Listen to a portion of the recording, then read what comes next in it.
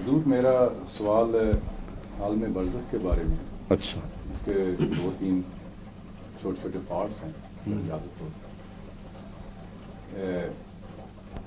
مرنے کے بعد انسان کی روح اپنے آخری فیصلے تک، یعنی جنت اور دوزخ کا جو فیصلہ ہے، الٹیمیٹ سٹیج، اس تک پہنچنے تک وہ کن کن مراحل سے گزرتی ہے؟ اور خاص کر چھوٹا سوال کیا آپ نے. ایک دو چھوٹا سا ہے، ابھی اتنی سی بات ہے.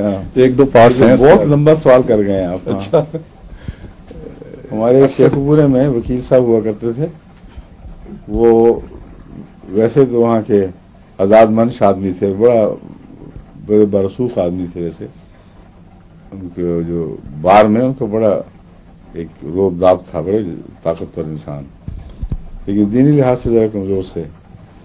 ایک دفعہ ان کو خیال آیا کہ چلو حج ہی کرائیں، شاید پچھلے گناہ معاف اور آئندہ کے لیے کوئی اصلاح ہو جائے. تو حج سے جب واپس آئے، لوگوں نے کہا برا واقعات بناؤ. کیا کہتے میں تو توبہ کر کے آیا بس. یہ مولویوں نے مروا دیا مجھے. کہتے بڑے سخت موسم تھا اور یہاں یہ باتیں کرتے ہیں مکہ مدینہ سے ساتھ ہوتے ہیں. تو میں بغیر کپڑے لیے، بغیر اس خیال کے کہ دور کا سفر ہے اس کے لیے زیادہ راہ پورا لے لوں، بس جا رہی تھی مدینے کے لیے، میں بھی بیٹھ گیا. میں نے کہا مولوی ہر وقت مکہ مدینہ کہتے ہیں، شاید ساتھ ہی ہوں بالکل. تو 250 میل سفر اور بیچ میں رات پڑی، اور اتنی ٹھنڈی رات کہ دن گرم اور رات ٹھنڈی. کہ بھائی تو ہوش اڑ گیا، ڈر لگتا تھا صبح تک شاید زندہ بھی نہ رہوں. اسی مصیبت سے میں واپس لوٹا ہوں. تو میں تو توبہ کر کے آیا ہوں. مراد میری یہ ہے کہ بعض دفعہ جو فاصلے ہیں وہ دیکھنے میں چھوٹے لگتے ہیں، سنتے جو رہتے ہیں ہر وقت ابھی مرے کل جیے تو اس میں مولوی کا قصور نہیں، ایک طبی حالت ہے. اصل میں انسان کثرت سے جو باتیں بیان کرتا ہے ان میں فاصلوں کا خیال نہیں رہتا کہ فاصلے کتنے ہیں. یا بیان کرنے والے کو تو علم ہے لیکن سننے والا بعض دفعہ نہیں سمجھتا. یہ مطلب ہے. تو آپ نے بھی عالم برزخ کو تو ادھر مرے اور کل اٹھ کھڑے ہوئے اور بیچ میں عالم برزخ چھوٹی سی آ گئی. یہ بات نہیں ہے. عالم برزخ کا دور تو ہو سکتا ہے 1 ارب سال بھی ہو، کوئی نہیں جانتا کہ کتنا لمبا دور ہے. قرآن کریم نے یہ بیان فرما دیا ہے کہ اتنا لمبا دور ہے کہ اس جگہ سے جہاں تم اٹھو گے، جہاں سر دوبارہ نکالو گے، وہاں سے دنیا اپنی اتنی چھوٹی دکھائی دے گی کہ گویا تم 1 دن بھی نہیں رہے، بلکہ 1 گھنٹہ بھی نہ رہے، 1 دن کا ایک حصہ بھی نہ رہے. اور جس نے سب سے بڑا اچھا اندازہ لگایا ہوگا وہ کہے گا نہیں 1 دن نہیں، 1 سال بھی ہم نہ رہے ہوں شاید وہاں. اور اللہ تعالیٰ کہے گا کہ تمہیں اس کو بھی پورا اندازہ نہیں. اتنا چھوٹا عرصہ دکھائی دے گا اس فاصلے سے کہ زندگی بالکل ہی مختصر سی آنن فانن آتی اور جاتی ہوئی دکھائی دے گی. اس زندگی میں آپ مڑ کے دیکھیں تو اتنا چھوٹا تو نہیں نظر آتا. بچپن کا زمانہ سکڑتا تو ہے، مگر یہ تو نہیں کہ آپ کہیں کہ میں آنن فانن ختم ہو گیا. اس لیے وہ زمانہ بہت دور کا ہے. اور یہ سارا عرصہ روح کی پرورش میں، اس کے ترقی دینے میں، اس کو نئی صورت میں دوبارہ زندہ کرنے پر خرچ ہوگا. اور اس تمام عرصے میں بیمار روح بیماری کے دکھ اٹھاتی رہے گی، صحت مند روح صحت کے لطف اٹھاتی رہے گی، مگر مبہم طور پر، جس کا پیٹ میں بیمار بچہ ہو یا صحت مند بچہ. اور جب وہ مکمل طور پر اپنی نشو و نما پا کر اس دنیا میں ابھرے گا تو اس وقت قرآن کریم کے مطابق اس کی نظر بہت تیز ہو چکی ہوگی.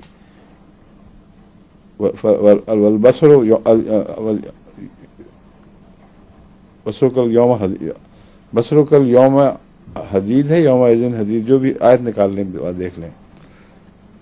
خدا مخاطب کر کے کہے گا اب مزہ چکھ ان باتوں کا جو تو کرتا ہے. آج تیری نظر بہت تیز ہو کر دی گئی ہے. جن کے پہلے تجھے ہوش بھی نہیں تھی وہ بھی اب چیزیں دکھائی دینے لگیں گی. تو شعور کی تیزی جنت بھی پیدا کرے گی اور شعور کی تیزی جہنم بھی پیدا کرے گی.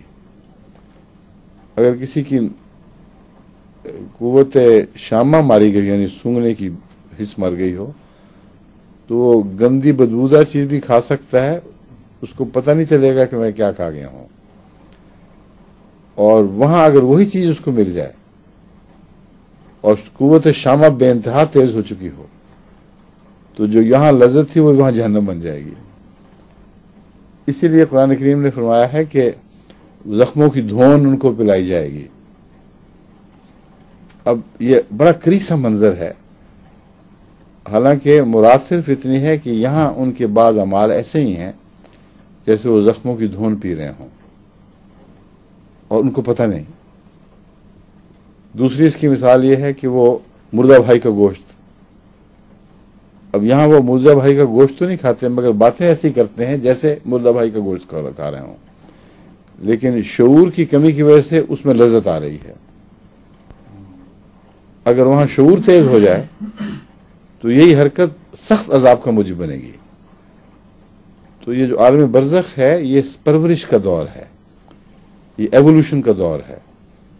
اس ایوولوشن میں شعور بیدار ہوتا چلا جائے گا, لیکن آخری صورت میں جو ابھرے گا, جیسے انڈر سے بچہ نکلتا ہے یا ماں کے پیٹ سے بچہ نکلتا ہے, تو اس وقت باوجود اس کے کہ وہ بچہ ترقی کر رہا تھا لیکن وہ شعور جو اچانک اس کو ملتا ہے وہ بالکل اور کیفیت ہے.